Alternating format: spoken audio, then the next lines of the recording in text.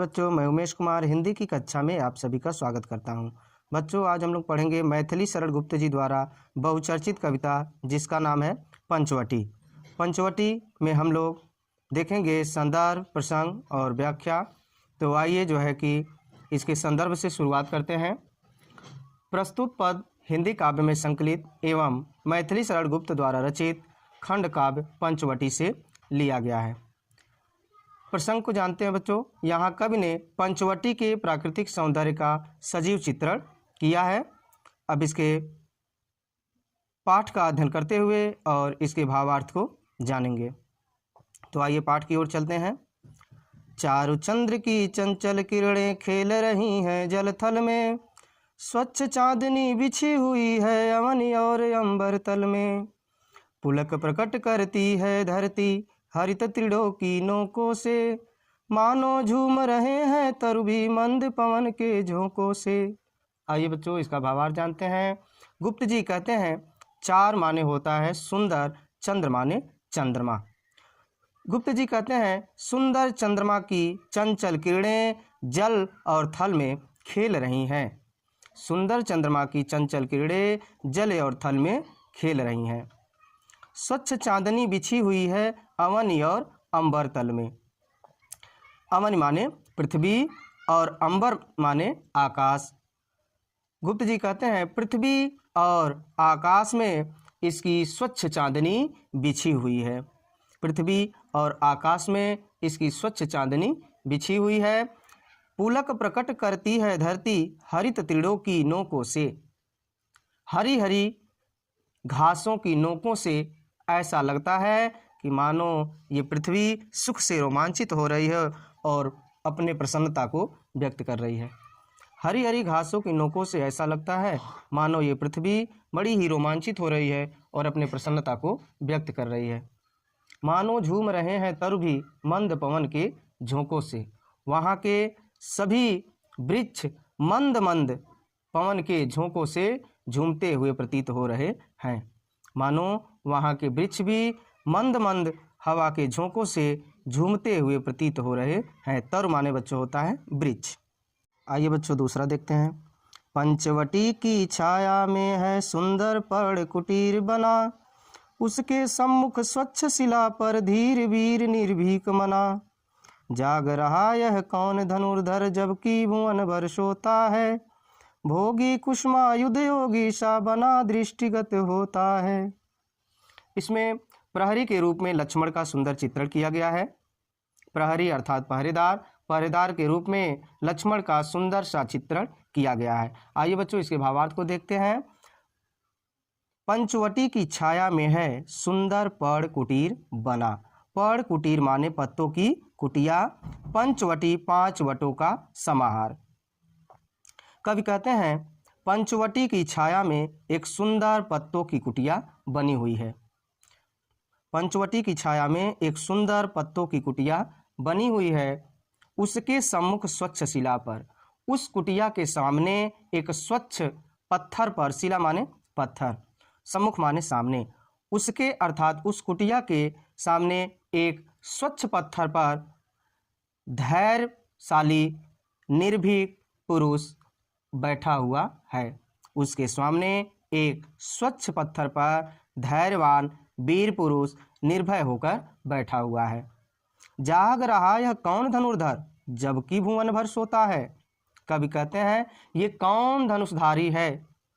धनुर्धर माने धनुष को धारण करने वाला है। यह कौन धनुषधारी है जो अभी तक जाग रहा है जबकि इस समय संपूर्ण संसार सो रहा है। सारा संसार सो रहा है परंतु यह कौन धनुषधारी है जो इस समय भी जाग रहा है।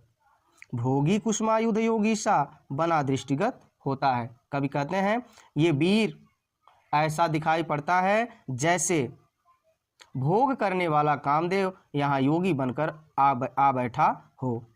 यह वीर ऐसा दिखाई पड़ता है जैसे भोगी करने वाला कामदेव, कुष्मायुध का अर्थ है कामदेव से, भोगी माने भोगने वाला, भोगे करने वाला, भोग करने वाला कामदेव यहाँ योगी सा बना हुआ दिखाई दे रहा है। दृष्टिगत माने दिखाई दे रहा है। आइए बच्चों तीसरा देखते हैं। किस व्रत में है व्रती वीर यह, निद्रा का यो त्याग किए, राजभोग के योग्य विपिन में बैठा आज विराग लिए। बना हुआ है प्रहरी जिसका, उस कुटीर में क्या धन है, जिसकी रक्षा में रत है इसका तन है मन है जीवन है। आइए बच्चों इसके भावार्थ को देखते हैं। कवि कहते हैं प्रसंग के माध्यम से यहाँ राम और सीता की कुटी पर पहरा देते हुए लक्ष्मण की विशेषताओं का चित्रण किया गया है। यहाँ राम और सीता की कुटी पर पहरा देते हुए लक्ष्मण की विशेषताओं का चित्रण किया गया है। तो आइए देखते हैं किस व्रत में है व्रती वीर यह, इस वीर पुरुष ने ऐसा कौन सा व्रत धारण किया हुआ है, किस व्रत का ये पालन कर रहा है। व्रती वीर, वीर माने वीरवान पुरुष, यह वीर पुरुष यह कौन सा व्रत धारण किया है जिसके कारण इस प्रकार नींद का त्याग कर दिया है। निद्रा माने नींद। यह वीर पुरुष कौन से व्रत को धारण किया है, किस व्रत का पालन कर रहा है जिसने आज यह अपने नींदों का त्याग किया हुआ है। राजभोग के योग्य विपिन में, यह तो राज के सुखों को भोगने योग्य है। राजभोग यानी राज के सुखों को भोगने योग्य, यह तो राज के सुखों को भोगने योग्य है, लेकिन बैठा आज विराग लिए। परंतु किस कारण से यह वन में वैराग्य लिए बैठा हुआ है, किस कारण से आज यह वन में वैराग्य लिए बैठा हुआ है। बना हुआ है प्रहरी जिसका, उस कुटीर में क्या धन है। कवि कहते हैं बना हुआ है प्रहरी जिसका, प्रहरी माने पहरेदार। पता नहीं इस कुटिया में ऐसा क्या धन है, ऐसा कौन सा अमूल्य धन रखा हुआ है जिसका यह आज पहरेदार बना हुआ बैठा है। कवि कह रहे हैं पता नहीं इस कुटिया में ऐसा कौन सा अमूल्य धन रखा हुआ है जिसका आज यह पहरेदार बना हुआ बैठा है। जिसकी रक्षा में रत है इसका तन है मन है जीवन है। जिसकी रक्षा में तन मन और जीवन लगाते हुए लक्ष्मण प्रहरी बना हुआ है। जिसकी रक्षा में यह तन मन और जीवन लगाते हुए लक्ष्मण प्रहरी बना हुआ है। प्रहरी अर्थात पहरेदार बच्चों। आइए बच्चों चौथा देखते हैं। मर्त्यलोक मालिन्य मेटने स्वामी संग जो आई है, तीन लोक की लक्ष्मी ने यह कुटी आज अपनाई है। वीर वंश की लाज यही है, फिर क्यों वीर न हो प्रहरी, विजन देश है निशा शेष है निशाचरी माया ठहरी। जी हाँ बच्चों, आइए इसके भावार्थ को देखते हैं। इसमें कवि ने यह बताने का प्रयास किया है कि उस अनुपम धन की मानवता का वर्णन इसमें किया गया है जिसकी रक्षा में वीर व्रती लक्ष्मण एकाग्र मन से संलग्न है। तो आइए बच्चों देखते हैं। मर्त्यलोक मालिन्य मेटने, मर्त्यलोक अर्थात मनुष्य लोक, मालिन्य माने पाप, संसार के पाप। कवि कहते हैं संसार के पापों को समेटने के लिए, संसार के पापों को दूर करने के लिए इस मृत्युलोक में जो आई हैं, स्वामी संग जो आई हैं, अर्थात अपने स्वामी के संग में जो आई हैं। इस संसार के पापों को दूर करने के लिए अपने स्वामी के संग में जो आई हैं, तीन लोक की लक्ष्मी ने यह कुटी आज अपनाई है।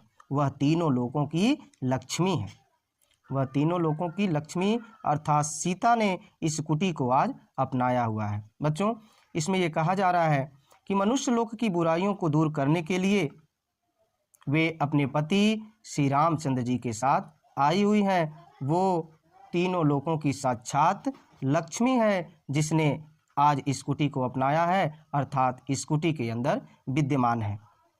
वीर वंश की लाज यही है, फिर क्यों वीर न हो प्रहरी। ये तो वीर वंशों की लाज हैं, इसलिए इनके पहरेदार के लिए एक वीर को ही लगाया गया है। ये वीर वंशों की लाज हैं, वीर वंश की प्रतिष्ठा है, वीर वंश की मान सम्मान है, इसलिए इनकी रक्षा के लिए एक वीर पहरेदार को ही लगाया गया है। प्रहरी माने बच्चों पहरेदार। विजन देश है निशा शेष है निशाचरी माया ठहरी। इसलिए यहाँ पर आप देख रहे हैं कि एक वीर पहरेदार को लगाया गया है। क्यों? क्योंकि विजन देश है। विजन देश अर्थात जहाँ पर कोई आने जाने वाला नहीं है, यह विजन देश है निशा शेष है और अभी रात्रि बहुत ज़्यादा बाकी है, इसलिए कहा जा रहा है यह जो वन है यह निर्जन है, रात्रि काफ़ी शेष है और निशाचरी माया ठहरी। यहाँ पर चारों तरफ राक्षस लोग घूम रहे हैं। यहाँ चारों तरफ माया के जाल में फंसाकर विपत्ति खड़ी कर देने वाले तमाम जो है कि माया पर यहाँ घूम रहे हैं। अतः रात्रि के समय निर्जन प्रदेशों में राक्षसों की माया से बचने के लिए लक्ष्मण जैसा वीर ही उपयुक्त पहरेदार बना हुआ है। आइए बच्चों अगला और पांचवा देखते हैं। क्या ही स्वच्छ चांदनी है यह, क्या ही निस्तब्ध निशा है, स्वच्छंद समुद्र गंध वह निरानंद है कौन दिशा। बंद नहीं अब भी चलते हैं नियति नटि के कार्यकलाप, पर कितने एकांत भाव से कितने शांत और चुपचाप। आइए बच्चों इसके प्रसंग को जानते हैं।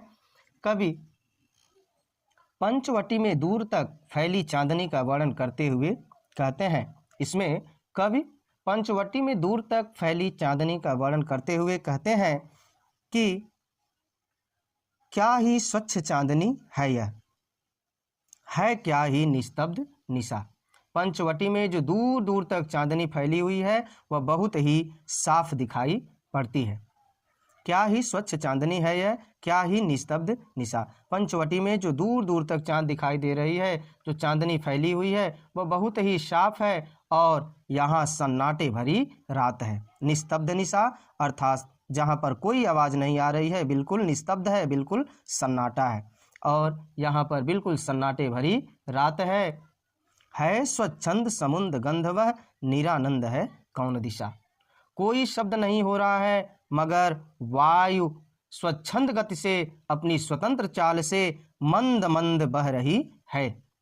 यहाँ पर वायु अपनी स्वच्छंद गंध से स्वच्छंद गति से वह स्वतंत्र चाल से मंद मंद बह रही है। इस समय उत्तर पश्चिम सभी दिशाओं में आनंद ही आनंद व्याप्त है, अर्थात निरानंद है कौन दिशा। कोई भी दिशा ऐसा नहीं है जो आनंदित नहीं है, अर्थात संपूर्ण दिशाएं आनंद से भरी हुई हैं।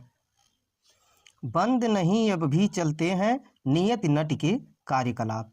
नियति नटि अर्थात नियति रूपी नर्तकी। कवि कहते हैं कि नियति रूपी नर्तकी के कार्यकलाप बंद नहीं है, वह निरंतर जारी हैं, वो चल रहे हैं, पर कितने एकांत भाव से, कितने शांत और चुपचाप। मगर वह कितने एकांत भाव से, कितने चुपचाप शांतिपूर्वक अपने कार्य को कर रहे हैं। वह एकांत भाव से अर्थात अकेले अकेले और चुपचाप अपने कर्तव्यों का निर्वाह किए जा रही है।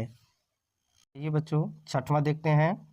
है बिखेर देती वसुंधरा मोती सबके सोने पर, रवि बटोर लेता है उनको सदा सवेरा होने पर। और विराम दायनी अपनी संध्या को दे जाता है, सुन्न श्याम तन जिससे उसका नया रूप झलकाता है। कवि कहते हैं, है बिखेर देती वसुंधरा मोती सबके सोने पर। वसुंधरा मतलब होता है बच्चों पृथ्वी। यह पृथ्वी सबके सो जाने पर आकाश में नक्षत्र रूपी मोतियों को बिखेर देती है। मोती अर्थात नक्षत्र रूपी मोतियां, बिखेर देना माने फैला देती है। वसुंधरा सबके सो जाने पर आकाश में नक्षत्र रूपी मोतियों को फैला देती है और रवि बटोर लेता है उनको सदा सवेरा होने पर। रवि माने सूर्य, और जैसे ही सवेरा होता है सूर्य उसको बटोर लेता है, और जैसे ही सूर्य होता है, सूर्य उदय होता है, सूर्य आता है, अर्थात प्रातःकालीन हो जाने पर ये सूर्य सभी नक्षत्र रूपी मोतियों को बटोर लेता है। और विराम दायनी अपनी संध्या को दे जाता है और उन सभी मोतियों को, उन सभी नक्षत्र रूपी मोतियों को इन संध्या रूपी सुंदरी को दे करके चला जाता है।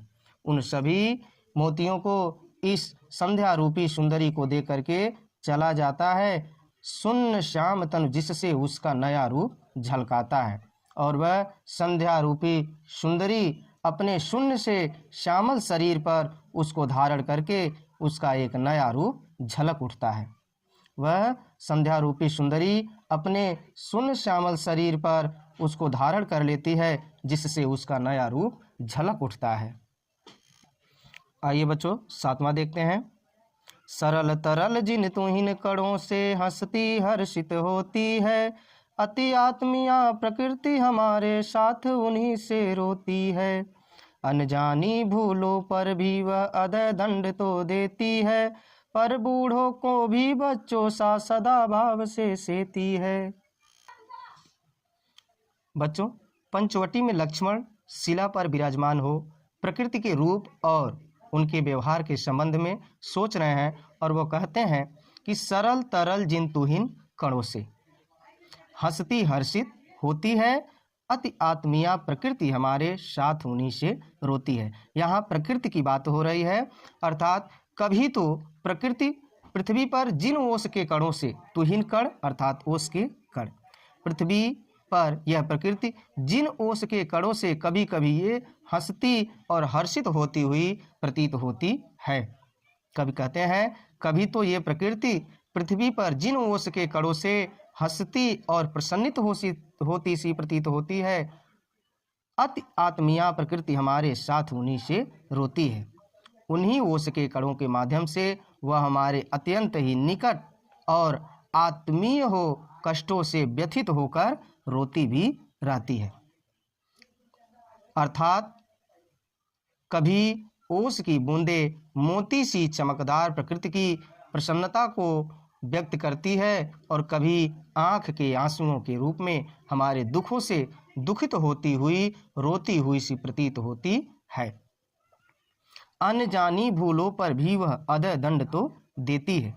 कभी तो यह इतनी निर्दय और निष्ठुर हो जाती है कि वह अनजाने में, अनजानी भूलों पर अर्थात वह अनजाने में अगर हमारे द्वारा कोई भूल हो जाती है तो वो हमें कठोर से कठोर दंड भी देती है। अदय दंड तो देती है अर्थात कठोर से कठोर दंड देती है। जी हाँ बच्चों, कभी कभी ये ओस की बूंदें अनजाने में हमारे द्वारा की गई भूलों के कारण हमें कठोर से कठोर दंड भी देती है। वह कठोर से कठोर दंड क्या होता है? जैसे भूकंप, अतिवृष्टि, बाढ़ आदि, ये एक दंड के रूप में हमें देती है। पर बूढ़ों को भी बच्चों सा सदा भाव से सेती है। कभी इतनी दयालु हो जाती है कि वह बूढ़ों को भी बच्चों की भांति दया भाव से सेवा करती है, रक्षा करती है। सेती है अर्थात हमारी रक्षा करती है। पर कभी कहना है कि वह उसकी बूंदें कभी कभी इतनी दयालु हो जाती हैं कि बूढ़ों को भी बच्चों की तरह अपने हृदय से दया भाव से सेवा करती हैं, अर्थात दया भाव से रक्षा करती है। तो 8वां देखते हैं। 13 वर्ष व्यतीत हो चुके पर है मानो कल की बात, बन को आते देख हमें जब आर्त अचेत हुए थे तात।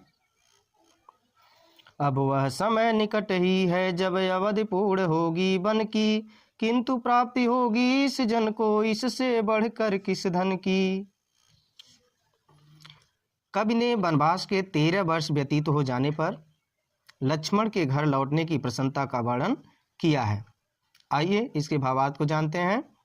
13 वर्ष व्यतीत हो चुके पर है मानो कल की बात। लक्ष्मण कह रहे हैं कि वनवास के समय यद्यप 13 वर्ष व्यतीत हो चुके हैं, वो कहाँ पर हैं? तो वो वन में हैं। तो वो कह रहे हैं कि 13 वर्ष व्यतीत हो चुका पर मानो अभी कल की ही बात है। वन को आते देख हमें जब आर्त अचेत हुए थे तात। जबकि पिताजी हमको वन में आते देख दुख से अचेत हो गए थे। जबकि पिताजी हमको वन में आते हुए देख दुख से अचेत हो गए थे। आर्त यानी दुख से। तो लक्ष्मण कहते हैं कि 13 वर्ष व्यतीत हो चुका पर मानो अभी कल की ही बात है कि जब हम वन को आ रहे थे तो बड़े ही दुख के कारण हमारे पिता अर्थात दशरथ जी अचेत हो गए थे, मूर्छित हो गए थे। अब वह समय निकट ही है जब अवधि पूर्ण होगी वन की। अवधि माने समय। लक्ष्मण कहते हैं अब वह समय निकट आ गया है जब इस वन की अर्थात इस वनवास की अवधि समाप्त हो जाएगी, इस वन में रहने की अवधि पूर्ण हो जाएगी। किंतु प्राप्ति होगी इस जन को इससे बढ़कर किस धन की, परंतु मुझे इस वनवास से बढ़कर और किस धन की प्राप्ति हो सकती है। वो कह रहे हैं परंतु मुझे इस वनवास से बढ़कर के और किस धन की प्राप्ति हो सकती है। लक्ष्मण ऐसा इसलिए कह रहे हैं क्योंकि यही वो समय है जिस समय वो राम और सीता के साथ अपने जीवन को बिता रहे हैं। आइए बच्चों 9वां और आखिरी देखते हैं। और आर्य को राज्य भार तो वे प्रजार्थ ही धारेंगे, व्यस्त रहेंगे हम सबको भी मानो विवश विसारेंगे। कर विचार लोकोपकार का हमें न इससे होगा शोक, पर अपना हित आप नहीं क्या कर सकता है यह नरलोक। बच्चों कवि कहते हैं कि लक्ष्मण कल्पना कर रहे हैं कि जब रामचंद्र को राज्य मिल जाएगा तो वे अपने कर्तव्य में इतने व्यस्त हो जाएंगे कि हमें भूल जाएंगे। राम के जन कल्याण में लगे होने के कारण इसका हम बुरा नहीं मानेंगे, लेकिन फिर भी वो कह रहे हैं और आर्य को राज्य भार तो वे प्रजार्थ ही धारेंगे। आर्य माने होता है बच्चों बड़ा भाई, अर्थात श्री रामचंद्र की बात हो रही है। वो कह रहे हैं और आर्य को राज्य भार तो वे प्रजार्थ ही धारेंगे। आर्य राम को इससे अधिक सुख और क्या हो सकता है जब रामचंद्र जी सिंहासन पर बैठकर प्रजा के सुख के लिए राज्य धारण करेंगे। वो कह रहे हैं राम को इससे अधिक सुख और क्या हो सकता है जब वे राज्य के कार्य को प्रजा के लिए धारण करेंगे, अर्थात श्री रामचंद्र जी सिंहासन पर बैठकर प्रजा के सुख के लिए राज्य धारण करेंगे।